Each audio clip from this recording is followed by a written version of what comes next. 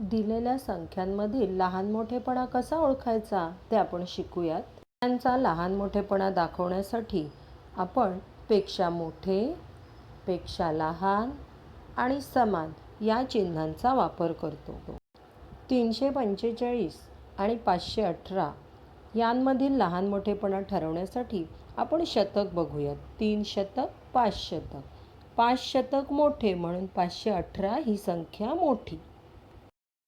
432 आणि 417 या संख्यांमध्ये शतकस्थानी 4 हा समान अंक आहे, म्हणून आपण 32 आणि 17 यांमधील लहान मोठेपणा बघूया. 32 मोठे म्हणून 432 ही संख्या मोठी.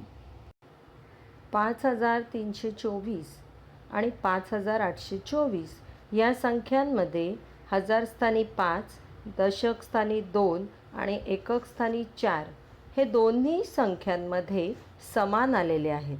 त्यामुळे आपण शतकस्थानच्या अंकातील लहान मोठेपणा बघूया. 3 शतक आणि 8 शतक या अंकांमध्ये 8 शतक मोठे आहेत, त्यामुळे 5824 ही संख्या मोठी.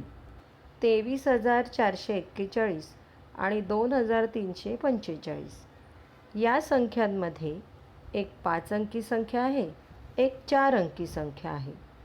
ज्या संख्येमधील अंकांची संख्या जास्त ती संख्या मोठी, कारण जसजसे डावीकडे स्थान वाढत जाते तसतसे संख्येची किंमत वाढत जाते, म्हणून 5 अंकी संख्या मोठी.